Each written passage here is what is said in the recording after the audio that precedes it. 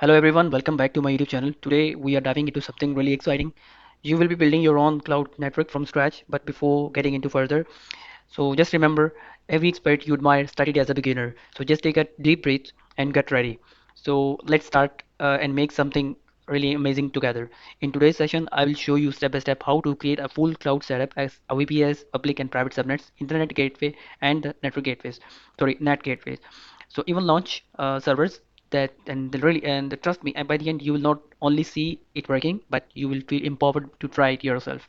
You might feel intimidated by all technical terms, but remember, every line of code you write, every network you create is a step toward mastery. Don't be afraid to make mistakes, okay? And they are really your great teachers. So each error you fix is a victory. Every successful deployment, no matter how small, is a proof that you're capable of achieving something greatest.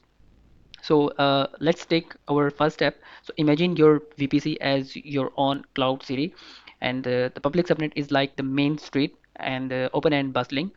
So private subnet is a very cozy home and which is secure and protected. So the internet gateway is the highway that connects you to the world, while the NAT gateway is your trusted guide for safely sending traffic outside. And those Ubuntu servers, they are heart of your city, which are alive and ready to serve. As you build this, remember every network you create, every server you launch is more than just a technical task.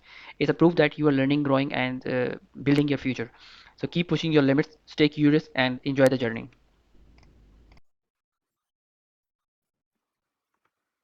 Okay guys, now this is our diagram, okay, where we will be working on. So inside the AWS we have the VPC, okay, and inside the VPC we have the private and public subnets, and each subnets we have one EC2 instance, okay, that computer or server we need to go to the internet. So for that we will be configuring internet gateway, okay, and internet gateway will always be configured in public subnet, okay, and the NAT gateway will be also configuring inside the public subnet. But if we need to go to the internet from the private subnet, then we need the NAT gateway. And NAT gateway will be configuring in the public subnet. So what happens? The private subnet will go to the NAT gateway. NAT gateway will ask you and will ask the internet gateway to go to the internet. Okay. So in this flow, so the private subnet, if it needs to go to the internet for downloading or updating something like that, so then it will go to the internet. Okay. Otherwise, it will be blocked to go to the internet. Okay. But if we don't configure the VPC, so and we just configure or create one EC2 instance, so that EC2 instance will go to the internet without the VPC, without creating this VPC. You know why? Because we have always the default VPC, okay, that allows you to go to the internet, okay. But if you create your own VPC, so it means you are creating your own network. For that you need to configure everything to go to the internet, okay. What everything is that your internet gateway, and inside the internet gateway you have the public subnet, and inside the public subnet and you also have your own VPC, okay. You just need to make sure about that. Now we are in the AWS management console, okay. We go to the VPC. So our sequence will be starting from VPC, and then we will be configuring subnet, and then after that we have the routing tables. In this sequence we will be able to configure our network, okay. So we go to the VPC, and this one you can see the default gateway is the default VPC is already configured, okay. So we create our own VPC, click on it, and we will stay with VPC only, this option, and then we give the name of the VPC my VPC. And you can see here you have to give IPv4 CIDR. So we'll give 12.0.0.0/16, okay. So we don't need to configure IPv4, and click create VPC. Now your VPC has been created with the name of my VPC, okay. You can see the details of the VPC, okay. This is the VPC ID, and the ACL is the default ACL configured, okay. And we are inside the non-default VPC, okay. So we go to the subnet. Now inside the subnets you can see here three subnets are already there, and these are the default subnets with this IPv4 CIDR, okay. But we need to create our own because we have created own VPC. For that VPC we create the subnet. To create subnet, and now we need to create subnets in this VPC, okay. So in what VPC? Okay, we have the default VPC and my VPC that we just created with this subnet, okay. We click on it, and you can see here VPC, and inside we are creating subnet, but we are inside that VPC, okay. Now we are creating this public subnet, and we are inside this VPC, Okay, that's the sequence. We need to make sure about that. And now we have entered the VPC ID, and now we need to configure the subnet settings. We give the name of the subnet. We keep the name with public subnets, and now we need to give the availability zone. Anyone you can choose, and you go next. And IPv4 VPC CIDR block you have already configured, and now we give the range of the subnet 12.0.1.0 slash 24. So in this case we have 256 IP addresses. Okay, we need to remember this. By the way, if you want to change it, you can definitely change it. So in this case you have 124, so but we will keep it with 24. So we need to configure one more subnet inside the private. I mean that will be for the private one. Okay, for that we click. So after clicking add new subnet, we give the name of the subnet private subnet.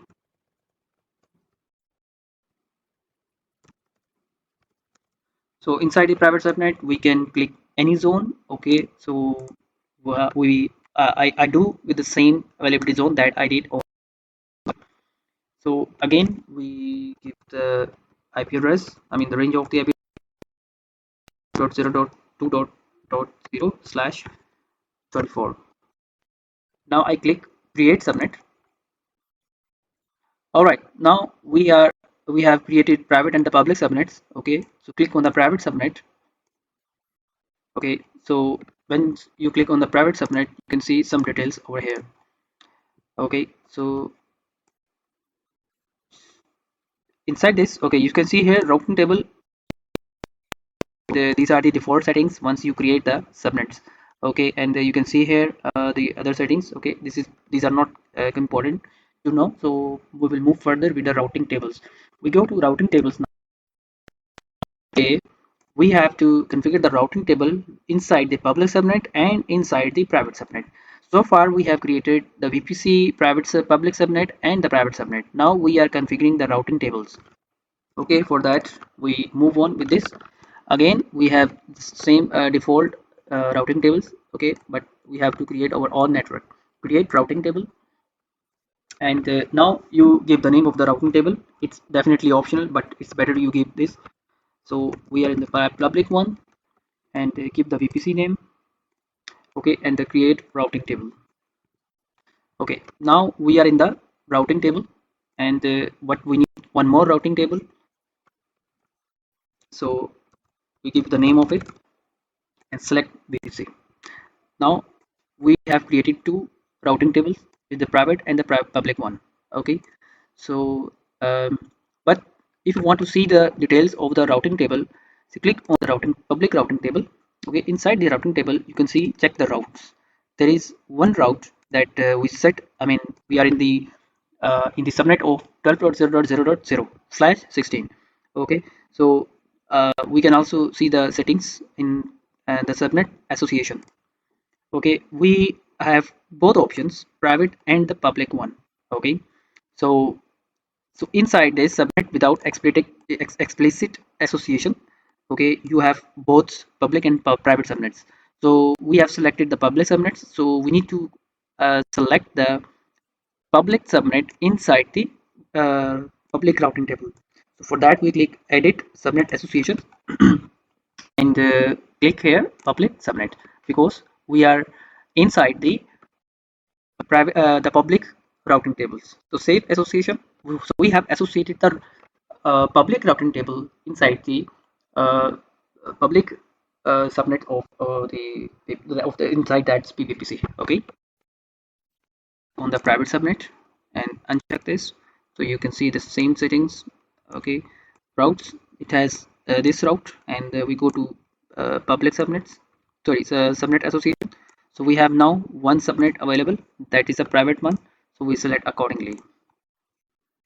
So right now we are ready to configure the internet gateway, and we have configured our network. Okay, we have configured the VPC. Okay, and inside the VPC we have the public subnet and the private subnet. So inside the public subnet we have this routing table and this routing table.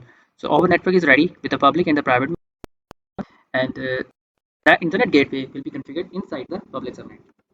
We go to the AWS management console and click on internet gateway. So click create internet gateway. So very simple. Okay, so we give the name IGW. Sorry. So we give the name IGW and create internet gateway. So we have created the internet gateway, but you see here this option, internet gateway was created with this ID. Now you need to attach VPC to enable the VPC to communicate with the internet. Okay, so we click on the attach to a VPC and use my VPC that we created for our own network and click on attach internet gateway. Okay, now click on the NAT gateway. If you go little down, okay, so either we can select create first elastic IP or we can go directly the NAT gateway. Okay, as we click the NAT gateways, so click create NAT gateway and give the name of the NAT gateway is NAT gateway and select this subnet.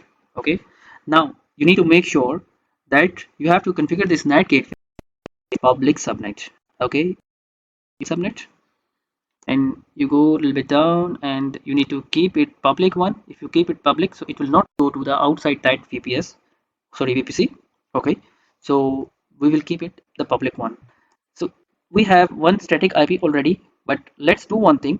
So we can create another one. So for that we will click allocate elastic IP, and then you can see here you will have the public, I mean it basically calls the public IP, and so it will be using for the NAT gateway. If you go a little bit down, there is nothing more, so just need to create NAT gateway. Okay, so you have already configured this NAT gateway, internet gateway, and the network of yours. Okay, now we have configured inside the VPC the public subnet, private subnet, routing tables, NAT gateway, and internet gateway. Okay, so we have left one thing to configure inside the routing table. So inside the routing table, we need to set the internet gateway and out NAT gateway, the routes basically. So for that, let's go to the routing table. So we are in the public routing table. Okay, so inside the public routing table, we have the routes and the public subnets. I mean the subnet association. So subnet association, we have the public subnet. Okay, so but we need to enter the routes. We go to the routes. Okay, we have only the routes that needs to go to, I mean that's our the range of our network. Okay, for that we go to the edit routes and click add route, and here you need to configure this 0.0.0.0/0 which take you to the internet. Okay, go to anywhere, so click target. So we are in the routing table of this public, so for that we set the internet gateway. Okay, and then now we set the ID of the internet gateway and click save button. Okay, inside the routing table we have uh, configured the, sorry, we go to the routing tables, and inside the routing tables we have selected the routing table, and then we go to the routes. Okay, and now here we can see these are the routes for the internet, and it's active. All right, so now we need to go to the private subnet and click on the routes, and now we need to configure here the NAT gateway add route. So uh, it is basically for the internet, but what is going through the NAT gateway. So click on the NAT gateway. Okay, and then keep.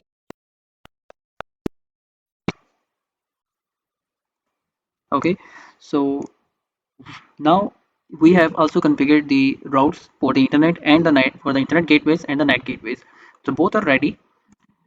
Okay, guys, now we have the private and the public instance. We can check it with the IP addresses. Okay, we can see the difference in the private public subnet or the public instance. We have the public IP address, and then we go to the IDP client, and right inside the IDP client, I have already downloaded the a remote desktop file. And first of all, we will try to access to the private instance. So private instance will not be able to access from my machine because we are going from the outside. So this is, you can see, okay, it's trying to connect, but there is no connectivity and it's unreachable. Okay, now I close it, and I will try to connect it from my machine to the public instance. So it will be able to access, or I will copy the password and paste it here. Okay, so I'm able to access to my public instance. Okay, and I copy, sorry, okay, I copy and paste the password here and click OK. So okay, now inside the public instance, I can see my details. Okay, and inside the public instance, I also have the private instance details. I have copied the shortcut of the private instance. Okay, I double click on that. So from here, I will be able to access to the private instance from the public subnet. Okay, so from the public instance, I'm able to access to the private instance. This is how it is breaking. So uh, my public instance is able to access to the private instance. Okay, and and the vice versa, public and the private instance will be able to access to the internet via public instance. It will be going through NAT gateway and the internet gateway. So right now we are in the private instance. Okay, inside the private instance, we can see the details. Okay, we can also see the details on the right top side of the desktop. Okay, so we write CMD and check IP config.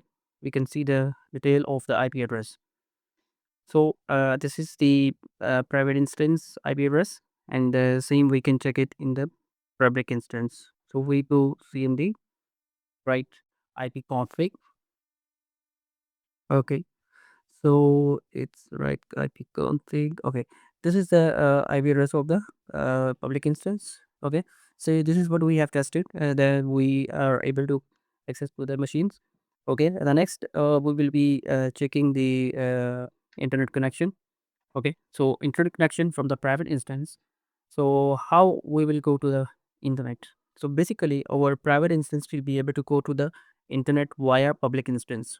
Okay, so if you're not going directly to the internet, so for that we will check and pick ping google.com. So I will open the CMD. So after opening the CMD, we write ping. Okay, so we write ping google.com. Okay, so we are able to access to the Google. So now we see how it is going. So for that we write research google.com. So as we write google.com, so it will show us the path. So this path is going through the public instance. So this is the IP address of the public instance, which is the private IP address. So it is going through there. Okay, it will reach to that public instance and via NAT, and NAT will take us to the internet gateway. The internet gateway will take us to the internet. So this is how the internet flows from the private instance, and the public instance definitely will be able to go to the internet because we enable the public IP address from there. So that's the configuration of our network, so the VPS to the private instance. Thank you so much for watching.